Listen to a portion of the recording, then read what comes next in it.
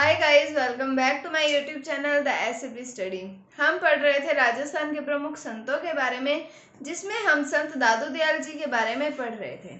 उन्हीं के बारे में हम आगे पढ़ते हैं। उसके अंदर हम पढ़ रहे थे नागा शाखा के बारे में। दादू पंथ की 5 शाखाएं पढ़ी थी।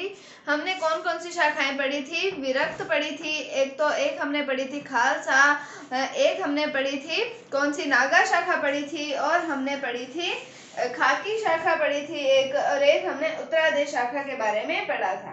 तो हमने नागा शाखा की बात की थी कि जो इनके प्रमुख शिष्य आते हैं सुंदरदास जी, उन्होंने नागा शाखा की शुरुआत की थी। और हमने ये देखा था कि इस शाखा के साधु जो होते हैं वो हथियारबंद होते हैं। तो नागा शाखा के बारे में और सुंदरदास जी के बारे में थोड़ा सा और हम आगे पढ़ते हैं।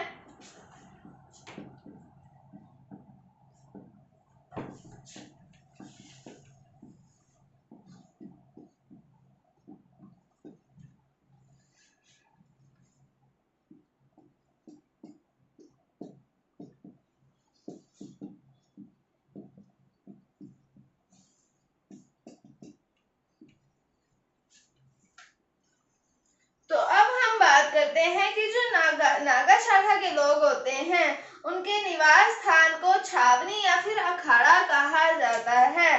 तो नागाओं के निवास स्थान को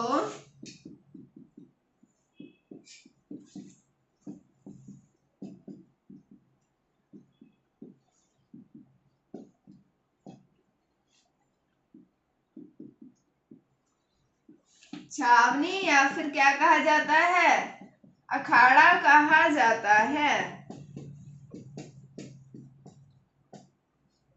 किसको कहा जाता है? नागाओं के निवास स्थान को छावनी या फिर अखाड़ा कहा जाता है। अब हम बात करें कि सुंदरदास जी द्वारा रचित कुछ ग्रंथों की बात करते हैं।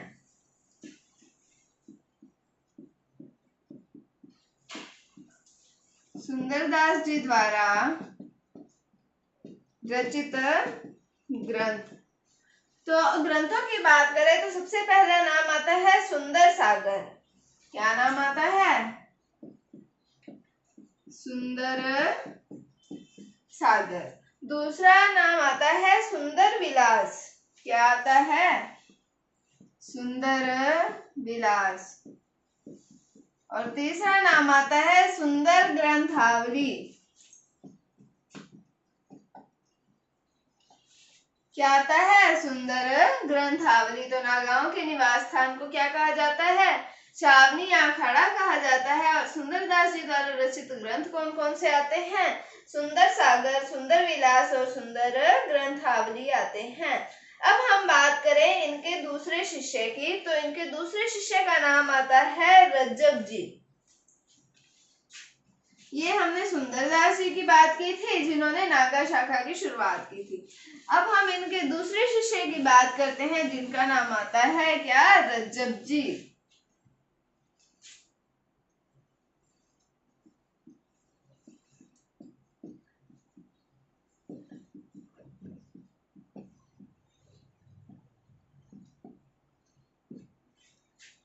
तो रज्जब जी की बात करें कि ये सांगानेर के पठान थे और दादू दयाल के उपदेश सुनकर उनके शिष्य बने थे। क्या थे ये? सांगानेर के पठान थे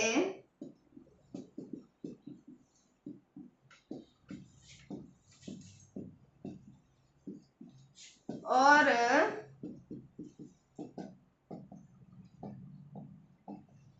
दादू दयाल जी के उपदेश सुनकर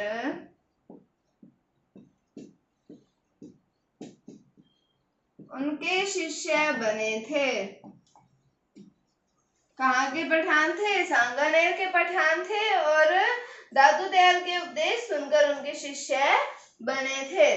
और हम बात करें कि दादू दयाल जी की मृत्यु के दिन जो है, दिन से आजीवन इन्होंने अपने नेत्र बंद करके रखे थे। क्या बात की हमने? कि दादू की मृत्यु के दिन से आजीवन इन्होंने अपने नेत्र बंद करके रखे थे।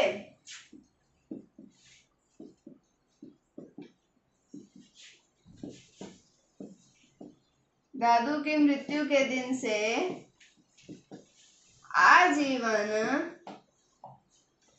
इन्होंने अपने नेत्र बंद करके रखे थे। तो दूसरे शिष्य की बात की हमने, क्या नाम आता है? रज्जब जी आता है। ये सांगानेर के पठान थे और दादू दयाल जी के उपदेश सुनकर उनके शिष्य बने थे और उनकी मृत्यु के दिन से आजीवन इन्होंने अपने नेत्र जो हैं वो बंद करके रखे थे। अब हम बात करें आगे रज्जब जी के बारे में ही।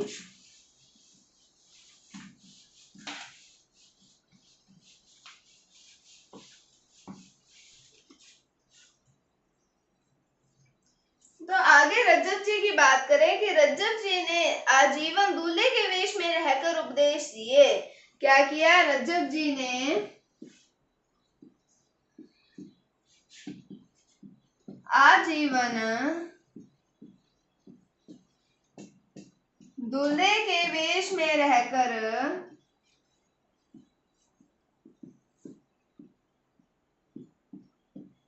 उपदेश दिए। किसके वेश में रहकर? दूल्हे के वेश में रहकर उपदेश दिए। और अब हम बात करें इनके प्रमुख ग्रंथ की, तो रज्जब जी के प्रमुख ग्रंथ,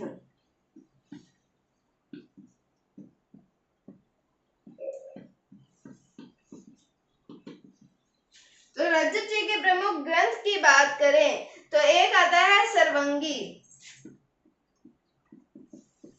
क्या आता है? सर्वंगी। और एक आता है रज्जब वाणी।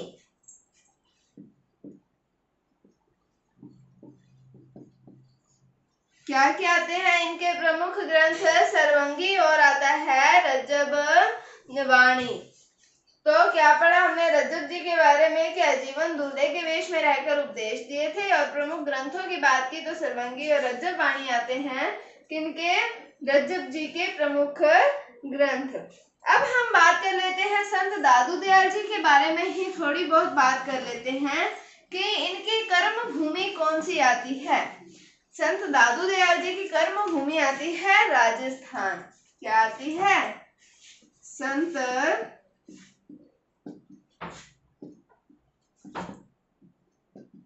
दादू दयाल जी की कर्म भूमि राजस्थान थी। हालांकि हमने इनके जन्म के बारे में पढ़ा था कि इनका जन्म हुआ था अहमदाबाद के अंदर, जो कि गुजरात में है, लेकिन इनकी कर्म भूमि कौन सी आती है? तो वो आती है राजस्थान, आती है इनकी कर्म भूमि। अब हम बात करें कि इनकी रचनाएं कौन कौन सी हैं।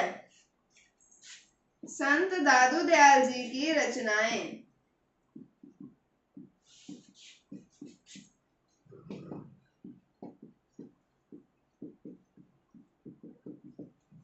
तो इनकी रचनाओं की बात करें तो उसमें सबसे पहली आती है दादू दयाल री वाणी।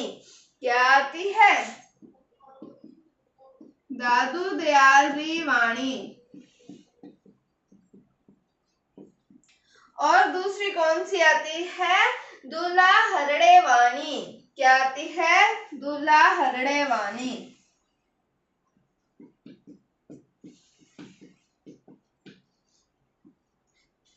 तो दादू दयाल जी की कर्म भूमि कौन सी आती है? राजस्थान आती है। और इनकी रचनाएं कौन कौन सी आती है? दादू दयाल जी वाणी और दूल्हा हरड़े वाणी। और हम बात करें कि इनके पुत्रों के नाम आते हैं, एक आता है गरीबदास जी और एक आता है मिस्किन दास जी। तो गरीबदास जी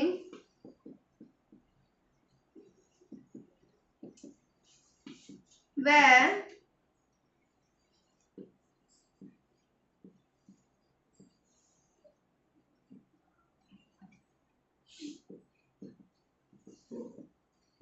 मिस्किन दास जी दादू जी के पुत्र थे। क्या नाम आते हैं? गरीबदास जी और मिस्किन दास जी दादू दयाल जी के पुत्र थे। तो हमने पढ़ा दादू दयाल जी के पहले शिष्य के बारे में पढ़ा था। कौन से आते हैं? सुंदरदास जी आते हैं। तो उनके बारे में हमने क्या पढ़ा था कि नागा शाखा की शुरुआत की थी उन्होंने। और हमने देखा कि इनके निवास स्थान को क्या कहते हैं? नागाओं के निवास स्थान को अखाड़ा या फिर छावनी कहते हैं।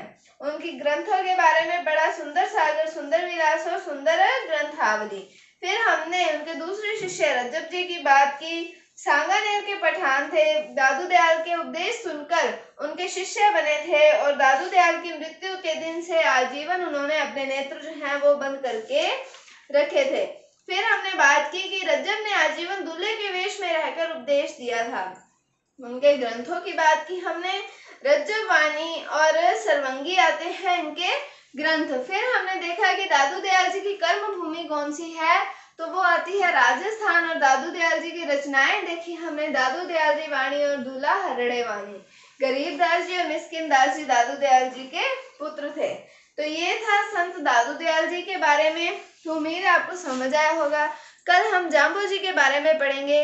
तो अगर आपको इसमें कोई डाउट है तो आप कमेंट सेक्शन में पूछ सकते हैं। अगर आपको वीडियो थोड़ी सी भी अच्छी लगी है तो इसे लाइक कीजिए, शेयर कीजिए। चैनल पर नए हैं तो इसे सब्सक्राइब जरूर कीजिए। Thank you, thanks for watching, bye bye.